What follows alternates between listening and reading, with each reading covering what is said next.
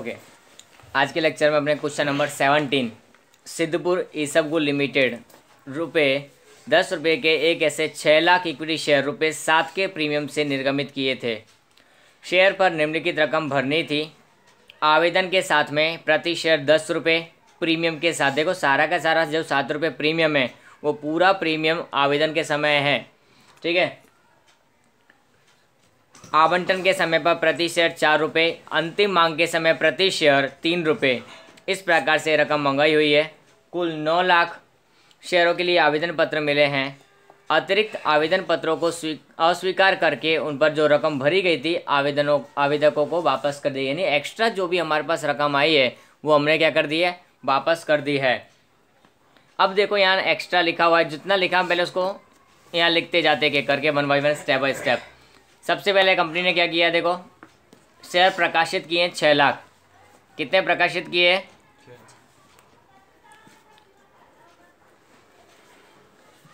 6 lakh share.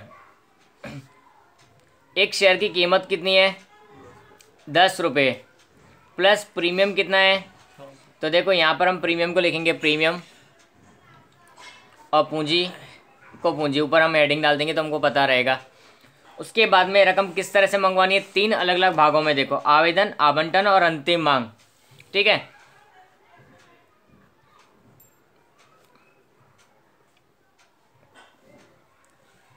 आवेदन, आवंटन,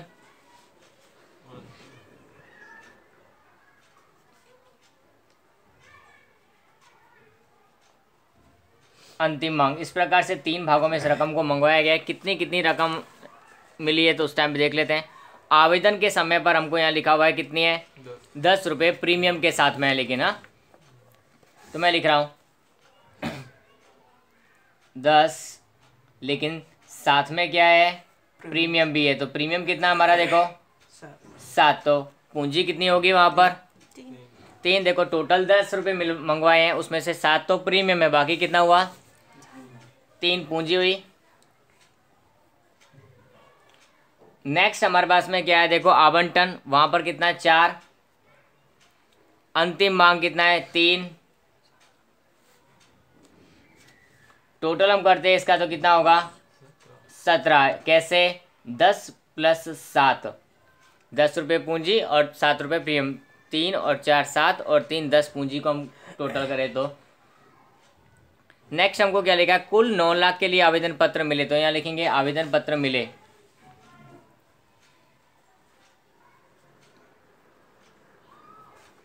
$9 लाख के लिए कितने,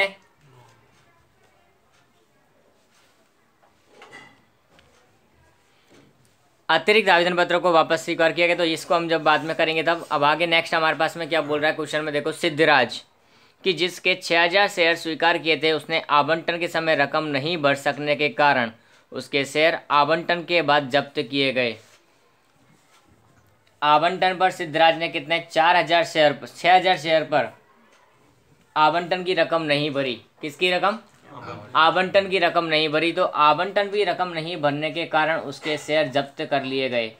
उसके शेयरों को हमने क्या कर लिया, यहाँ पर कंपनी ने जब्त कर लिया। देखो जब्त करने के लिए हमने को क्या करना पड़ता है, पूरी पूरी लाइन ड्रॉ कर देते हैं। जहाँ जब्ती की उसी के तुरंत बाद लाइन हो गई आवंटन के बाद, तो जब्ती की एंट्री कहाँ होगी, यहाँ आवंटन के तुरंत बाद। उसके बाद लिखा हुआ है जय सिंह की जिसके 4000 शेयर स्वीकार किए थे, वह अंतिम मांग नहीं बढ़ सकने के कारण उसके शेयर अंतिम मांग के बाद जब्त किए। कितने, जय सिंह के 4000 शेयर, उसने क्या किया,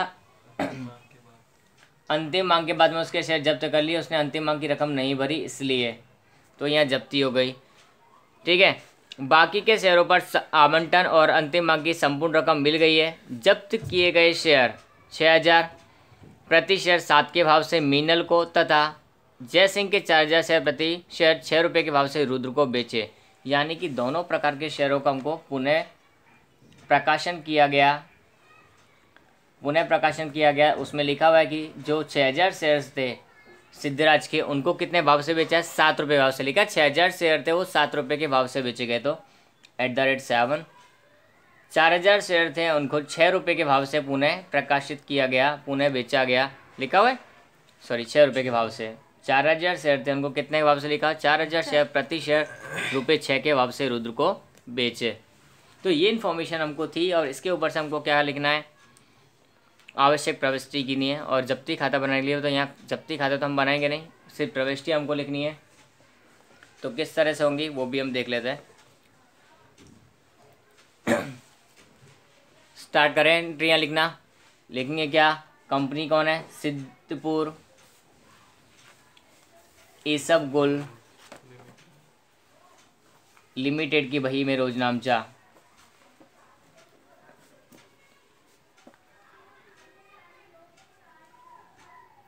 ठीक है, फर्स्ट एंट्री क्या होती है?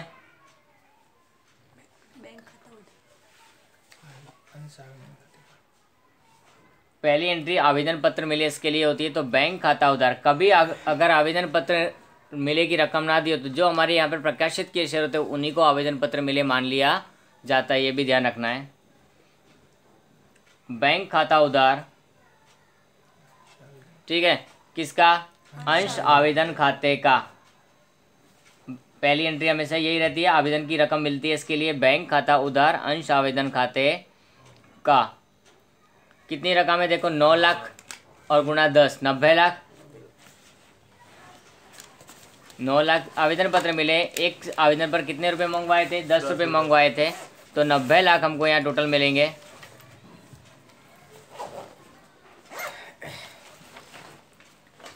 सेकेंड नंबर एंट्री वो क्या होगी? आवेदन की रकम है पूंजी खाते ले जाए तब। तो अंश आवेदन खाता उधार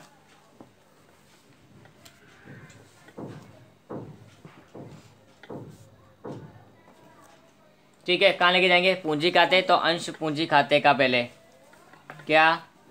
अंश पूंजी खाते का।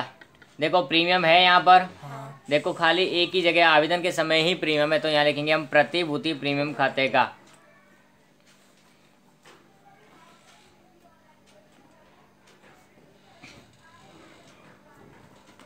और उसके बाद में हमारे पास में और क्या है? एक्स्ट्रा रकम मिली हुई है। देखो यहाँ पर हमको तो वो वापस भी करनी है आवेदकों को रकम। अतिरिक्त आवेदन पत्र मिले हो तो उनकी रकम वापस करनी पड़ती है, तो उसके लिए हमको लिखना पड़ता है बैंक खाता। ठीक है, अब 90 लाख रुपए जो मिले थे उनको हमको अलग अलग जगह पर ट्रांसफ़र करना, तो वो कैसे करना है वो मैं बता रहा हूँ, उनको देखना है स्टेप बाय स्टेप। पूंजी, पूंजी कितनी देगा? हमारे शेयर प्रकाशित कितने की? 6 लाख। पूंजी कितनी है? 3। तो 6 गुणा 3 18 लाख। 6 लाख गुणा 3, तो हमारे एक पूंजी में कितने पहुंचेंगे?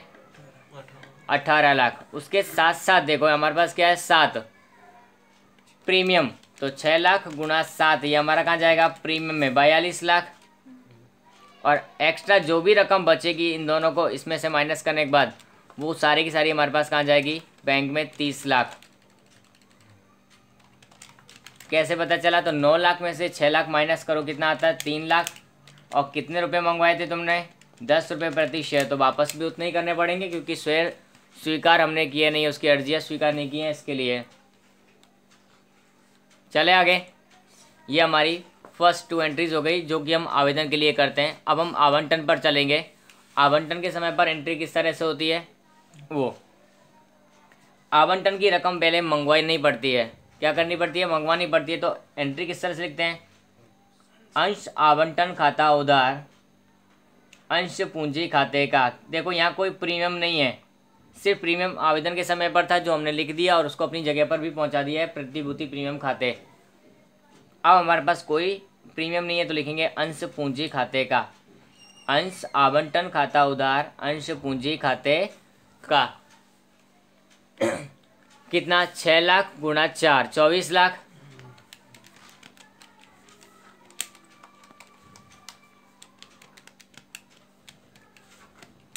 तो ये 24 लाख जो आएगा उसको उधार में भी लिखेंगे और हम जमा में भी लिखेंगे। Is it okay? Any problem? Next entry, अब इसकी रकम मिलेगी। रकम मंगवा ली, अब रकम मिलेगी भी इसकी। तो रकम मिलने के लिए क्या होगा? बैंक खाता उधार, राइट का टिक है, यानी कि कुछ एक शेयर पर आवेदन रकम आवंटन की रकम नहीं मिलने वाली है, तो अप्राप्त मांग खाता उधार होगा कि नहीं? होगा। अप्राप्त मांग खाता उधार किसके? आवंटन की रकम के समय हुआ ऐसा, तो हम लिखेंगे अंश आवंटन खाते का। क्या? अंश आवंटन खाते का। अब इनके अंदर रकम लिखनी है। देखो आवंटन में कितनी? 24 लाख, तो वो तो रहेगी इतनी कितनी, यस और नो। अब अप्राप्त में कितनी? 6000 गुणा 4, 24,000, माइनस करेंगे हम तो 23,76,000। 24 लाख में से 24,000 माइनस करेंगे तो 23,76,000 बचेगा। वो हमारे लिए क्या होगा? बैंक में अमाउंट आ जाएगी। अब क्या करेंगे? जब्ती। देखो राइट का टिक और सर उसके बाद में तुरंत देखो पूरी लाइन वहाँ लिखा हुआ है हमको कि यहाँ जब्ती करनी है। आवंटन के बाद ही सिद्धिराज के शेयर जब्त कर लिए गए थे। क्यों? क्योंकि उसने आवंटन की रकम भरी नहीं थी। कितने शेयर पर? 6,000 शेयर पर। तो इसकी हम जब्ती करेंगे।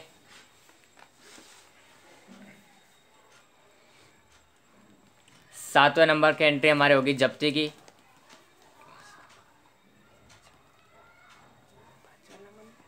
ओके, पाँचवें नंबर की, चौथे के बाद में अपना पाँचवें नंबर की एंट्री होगी। ठीक है, जब्ती की। जब्ती के लिए एंट्री क्या होती है? अंश पूंजी खाता उधार। ये तो होता ही है कंपलसरी। अगर प्रतिभूति प्रीमियम की रकम ना मिली हो तो यहाँ पर प्रीमियम आता है। बट देखो प्रीमियम की रकम तो सब मिल गई है, वहाँ हमको कोई ऐसा इश्यू हुआ नहीं। लेकिन अब क्या आएगा? जब्ती।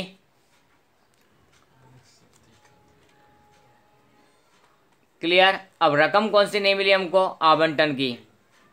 तो लिखेंगे अंश आवंटन खाते का। क्या लिखेंगे? आवंटन खाते का। ठीक है। अब अंश पूंजी में हमको देखो यहाँ पर कितनी लिखनी है? शेयर कितने हमको जब्त करने? 6,000। और पूंजी में कितना आएगा? जहाँ तक हमने जब्ती की है उतना, पूरे 10 नहीं आएगा। हमने जब्ती आवंटन के बाद ही कर लिए। तो देखो 3 पहले और 4 अभी तक। जितनी मंगवाई हुई है उतनी रकम ही हम लिख सकते हैं। ऊपर से हमने जितनी मंगवाई है, हमारी जब्ती जहाँ करें तब तक। तो देखो यहाँ से उल्टा गिनेगा, 4 और 3 7, जहाँ जब्ती करो वहाँ से। तो 42,000 आएगा। उसमें से इसने भरा कितना नहीं है? तो 6,000 गुणा 4, 24,000 उसने भरा नहीं है। किसने? सिद्धिराज ने। 42,000 में से 24,000 हमने उसने नहीं भरा, तो बाकी भरा कितना? 18,000 उसने भर दिया है, इसलिए वो हुई जब्ती की रकम उसकी। ठीक है। अब पुनः प्रकाशन अभी नहीं किया है, हमको डायरेक्टली क्या बोला है कि अंतिम मांग की रकम मंगवाने के लिए कहा। कोई बात नहीं। छठा नंबर किसके लिए होगा? अंतिम मांग की रकम मंगवाएंगे। तो अंतिम मांग की रकम मंगवाने के लिए एंट्री क्या होती है? अंश अंतिम मांग खाता उधार। क्या? अंश अंतिम मांग खाता उधार अंश पूंजी खाते का। क्या? अंश पूंजी खाते का। अब यहाँ पर एंट्री कैसे होगी? क्या अमाउंट आएगी? कितने शेयर आएंगे? देखो हमारे पास कुल शेयर कितने थे? 6 लाख। उसमें से जब्त कितने कर लिए? 6,000 कर दिए। तो बचे कितने? 5,94,000। क्यों ऐसा किया? क्योंकि देखो जब्त करने के बाद में उनको मार्केट में पुनः प्रकाशित किया नहीं। मार्केट में जो शेयर है ही नहीं, तो उसमें मंगवा भी कैसे सकती है कंपनी? नहीं मंगवा सकती। ये तो जब्त करने के बाद अगर शेयर पुनः प्रकाशित ना किए जाए तो उन पर कंपनी को रकम मंगवाने का अधिकार भी रहता नहीं है। तो पहले कंपनी के पास कितने शेयर प्रकाशित किए थे? 6 लाख। उसमें से जब्त कितने कर लिए? जब्त कर लिए। तो बचे कितने? 5,94,000 शेयर कंपनी के पास बचे। तो कंपनी 5,94,000 शेयर पर ही रकम मंगवा सकती है। कितनी मंगवा रही है? 3।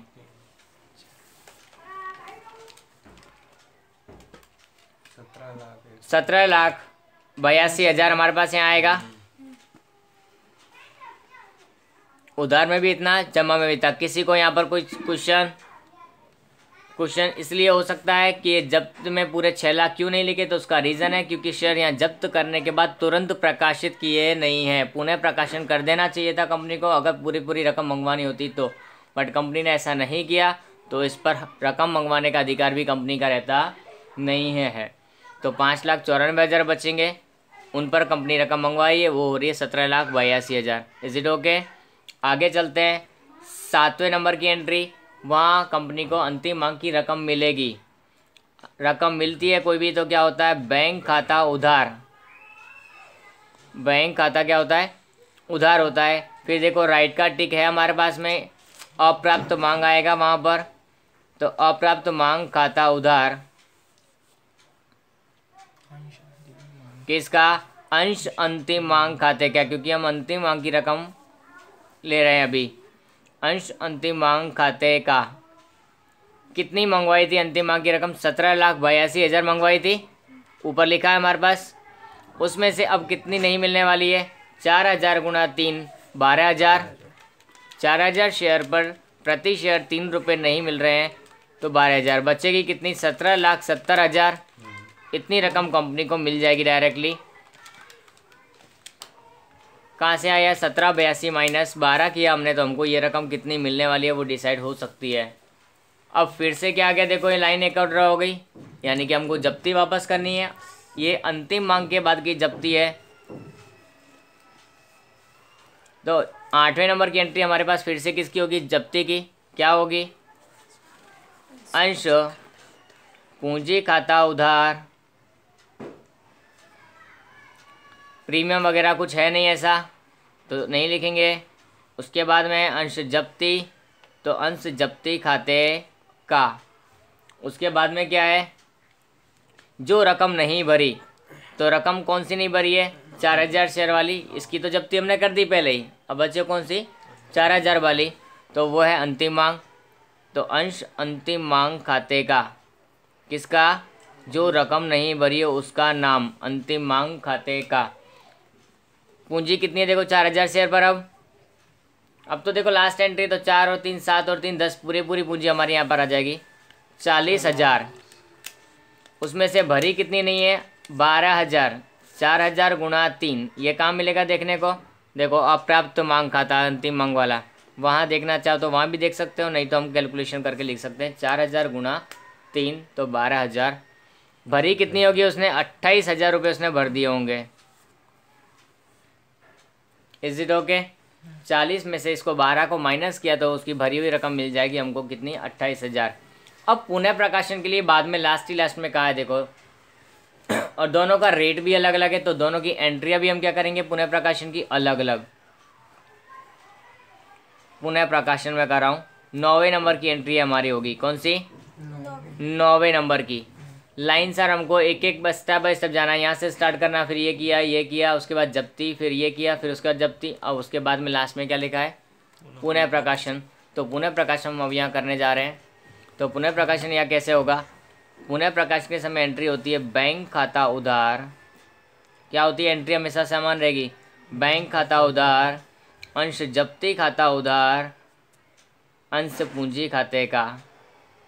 अंश जब्ती खाता उधार अंश पूंजी खाते का। यस और नो? देखो अब ये जब्ती कौन सी वाली है तुमको ये पता होना चाहिए। 6,000 वाली। कौन सी? तो ये 6,000 शेयर वाली जब्ती को हम पुनः प्रकाशन कर रहे हैं। तो यहाँ तक पूंजी कितनी थी? 42,000 थी। तो यहाँ हम पूंजी कितनी रख सकते हैं? 42,000 ही रख सकते हैं। कितनी रख सकते हैं? इससे ज़्यादा पूंजी होगी नहीं। तो कैसे हुआ ऐसा संभव? तो 6,000 गुणा 7 हो गया। अब कंपनी ने पुनः प्रकाशन भी कैसे किया? 6,000 गुणा 7 से किया है, तो वो भी कितना होता है? 42,000। तो इसमें से इसको माइनस करो, कितना आएगा? 10। तो इसके यहाँ कुछ होगा नहीं। अब इसी की एंट्री की पूंजी अनामत भी हम साथ में ही लिख दे तो ज़्यादा अच्छा। 10वां नंबर इसका पूंजी अनामत था खाली। तो अंश जब्ती खाता उधार, अंश जब्ती खाता उधार, यहाँ कितनी है रकम जाएगी पूंजी अनामत में वो देख सकते हैं हम। ऊपर वाले जब्ती में से नीचे वाले ये माइनस करेंगे तो जो रकम मिलेगी वो 18,000। 6,000 वाली जब्ती, फिर यहाँ पर डैश, तो कितना आ जाएगा? पूरा 18,000 आ जाएगा। ये हमने किसका किया? 6,000 वाले का काम किया। ठीक है। अब हमको पुनः प्रकाशन किसका करना है? इस वाली जब्ती का। किसका? तो वहाँ पर हम लिखेंगे पुनः प्रकाशन। कितने शेयर, 4000 अंश हमारे यहाँ पर, वो 4000 अंश का हमको यहाँ पे क्या करना है, पुनः प्रकाशन करना है। तो 11वें नंबर की एंट्री हमारे यहाँ पर होगी क्या, बैंक खाता उधार। पुनः प्रकाशन की एंट्री सेम यही रहती है, एंट्री में चेंज नहीं होता, सिर्फ रकम चेंज हमको करने की होती है। बैंक खाता उधार अंश जब्ती खाता उधार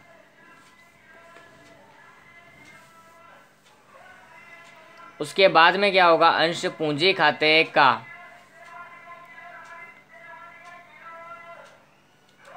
ठीक है, तो कितनी है यहाँ पर देखो, 4000 शेयर हमको पुनः प्रकाशन करने। एक शेयर की कीमत पूंजी कितनी थी उसकी, 10 रुपये थी। वी कैन सी हियर 4000 गुणा 10 पूंजी है वो की वही रहेगी। अब उसको पुनः प्रकाशन कितने से किया, 6 रुपये से। कितने से किया है, तो लिखेंगे बैंक में 4000 गुणा 6। जो पुनः प्रकाशन का दर हो वो कहाँ आता है, बैंक में आता है। ये 7 वाला देखो हमने यहाँ बैंक में लिखा, और ये यहाँ डिफरेंस आएगा 16000 का, हाँ के ना। कहाँ से आया ये, 40000 माइनस 24000 किया तो हमको कितना मिला, 16000। अब एक लास्ट एंट्री पूंजी अनामत के लिए करनी पड़ेगी, इस वाले का पूंजी अनामत। तो उसकी एंट्री किस तरह से होगी, अंश जब्ती खाता उधार, अंश जब्ती खाता उधार किसका, पूंजी अनामत खाते का।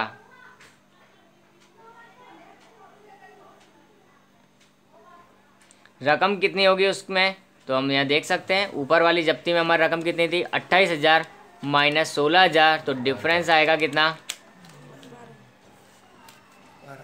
कहाँ से आया तो मैं लिख भी देता हूँ। ऊपर जो हमारे पास 28000 था उसमें से 16000 की इसकी जब्ती की रकम थी उधार वाली, इसको माइनस किया, जो डिफरेंस आएगा उसको हम कहाँ लेके जाएंगे, पूंजी अनामत खाते लेकर जाएंगे। तो ये क्वेश्चन हमारा जिसमें 2 बार जब्ती, पुनः प्रकाशन और पूंजी अनामत इस तरह ले जाना था, पूरा हो गया। Any doubt.